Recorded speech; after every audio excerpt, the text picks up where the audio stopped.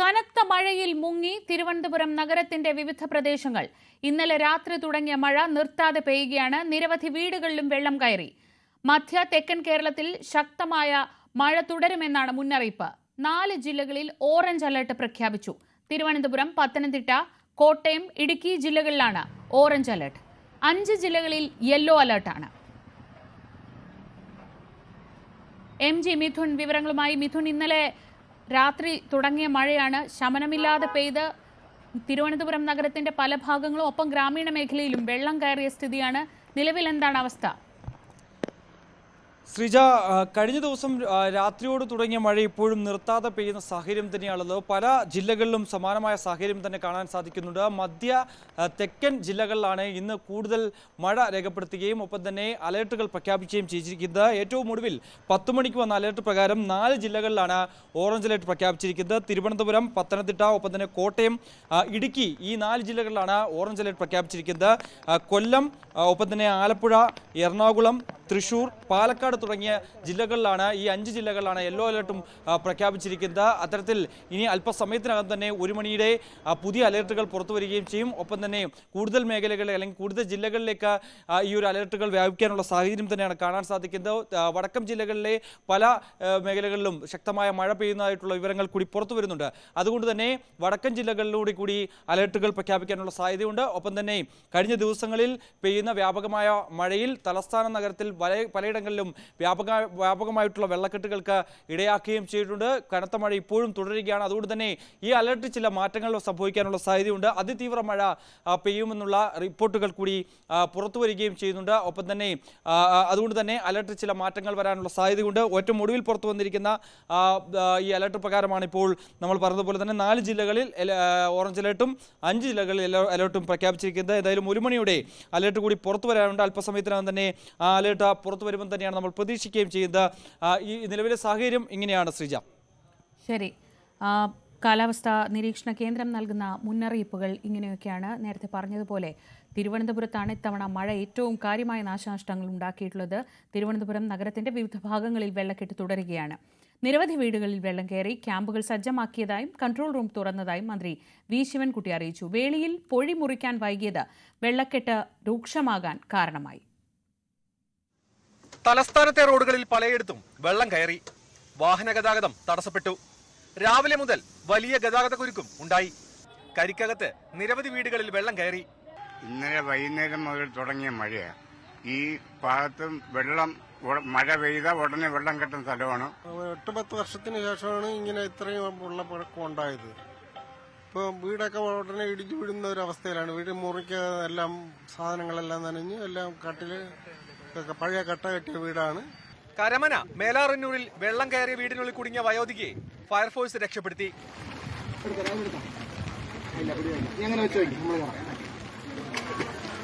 പൂജപ്പുരയിൽ മതിലിടിഞ്ഞ് റോഡിലേക്ക് വീണു. കിംസ് ആശുപത്രിയിലെ പാർക്കിംഗ് യാർഡിൽ വെള്ളം കയറി നിരവധി വാഹനങ്ങൾ മുങ്ങി.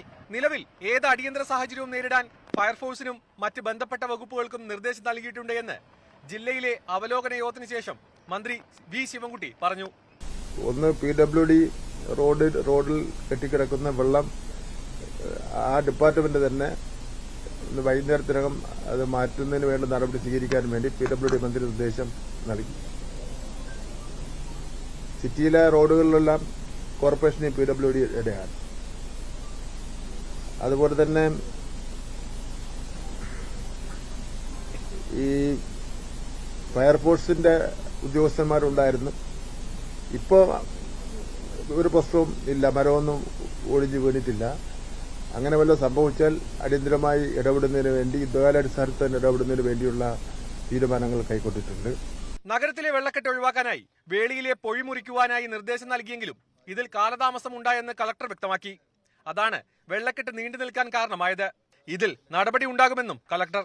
ഇന്നലെ മുതൽ ശക്തമായ മഴ പെയ്തിട്ടും സ്കൂളുകൾക്ക് അവധി പ്രഖ്യാപിച്ചത് ഇന്ന് രാവിലെ 6:30 ഇതിലും വലിയ പ്രതിഷേധമുയർന്നു. ന്യൂസ് 18 തിരുവനന്തപുരം. ഇടുക്കി നെടുങ്കണ്ടം എഴുകുംവയലിൽ ഉരുൾപൊട്ടൽ. 4 ഏക്കറോളം കൃഷിഭൂമി ഒലിച്ചുപോയി. ഗ്രാമീണ പാതയിലെ ഗതാഗതവും തടസ്സപ്പെട്ടു.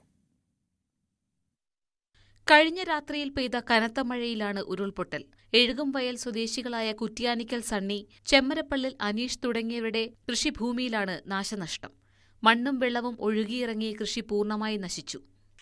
സ്ഥലത്ത് കൃഷിയുണ്ടായിരുന്ന ഏലം, കുരുമുളക് മുതലായ കൃഷികൾ പൂർണ്ണമായും ഒഴുക്കിൽപ്പെട്ട് നാശനഷ്ടമുണ്ടായിരിക്കുകയാണ്. പ്രദേശത്ത് ആളപായം ഒന്നും ഉണ്ടായിട്ടില്ല. എങ്കിലും 2018 പ്രളയത്തിൽ ഒലിച്ചുപോയ കുട്ടൻകവല മലർവാടിപ്പടി റോഡിന്റെ സമീപത്തായിട്ടാണ് ഈ അപകടവും ഉണ്ടായിരിക്കുന്നത്. എഴുകുംവയലിൽ നിന്നും കുട്ടൻകവലയിലേക്കുള്ള ഗ്രാമീണ പാതയിലേക്ക് മണ്ണ് വീണ് ഗതാഗതവും തടസ്സപ്പെട്ടു. മഹാപ്രളയകാലത്ത് മണ്ണിടിച്ചിലുണ്ടായ പ്രദേശമാണിവിടം. അന്ന് റോഡ് ഉൾപ്പെടെ നഷ്ടമായിരുന്നു. മേഖലയിൽ കഴിഞ്ഞ ദിവസങ്ങളിൽ അതിശക്തമായ മഴയാണ് പെയ്തത്. ന്യൂസ് 18 ഇടുക്കി. കനത്ത മഴയിൽ എറണാകുളം പായിപ്രയിൽ നിർമ്മാണത്തിലിരുന്ന പ്ലൈവുഡ് കമ്പനിയുടെ സംരക്ഷണ ഭിത്തി തകർന്നു വീണു. 80 അടി പൊക്കമുള്ള കരിങ്കല്ല് കൊണ്ട് നിർമ്മിച്ച ഭിത്തിയാണ് തകർന്നത്. 180ഓളം മീറ്റർ നീളത്തിൽ കരിങ്കല്ലുകളും മണ്ണും ഉൾപ്പെടെ നിലത്തേക്ക് പതിക്കുകയായിരുന്നു. പ്ലൈവുഡ് കമ്പനിയോട് ചേർന്നുള്ള വീടിന് മുകളിലാണ് കല്ലും മണ്ണും പതിച്ചത്. സംഭവത്തിൽ ആർക്കും പരിക്കേറ്റിട്ടില്ല. ഇടിഞ്ഞു വീണ സംരക്ഷണ ഭിത്തിയുടെ ബാക്കി ഭാഗം ഇപ്പോഴും അപകട ഭീഷണി ഉയർത്തുന്നുണ്ട്. സംഭവത്തിൽ നാട്ടുകാർ പ്രതിഷേധിച്ചതോടെ അടുത്ത ദിവസം കൂടുതൽ ഉദ്യോഗസ്ഥരെ എത്തിച്ച് പരിശോധന നടത്താമെന്ന് പ്രസിഡന്റ് ഉറപ്പു നൽകി. കനത്ത മഴയിൽ വീടിന്റെ സംരക്ഷണ ഭിത്തി ഇടിഞ്ഞു വീണ് ഗതാഗതം തടസ്സപ്പെട്ടു. പത്തനംതിട്ട തിരുവല്ല സംസ്ഥാന പാതയിൽ ഇലന്തൂർ ശാലേം മാർത്തോബാം പള്ളിക്ക് സമീപമായിരുന്നു അപകടം. ലാഹേത്ത് ജോർജ് ഈശോയുടെ വീടിന്റെ സംരക്ഷണ മതിലാണ് റോഡിലേക്ക് ഇടിഞ്ഞു വീണത്. പിന്നീട് മണ്ണുമാന്തി യന്ത്രം എത്തിച്ച് റോഡിൽ നിന്നും മണ്ണ് നീക്കം ചെയ്താണ് ഗതാഗതം പുനഃസ്ഥാപിച്ചത്.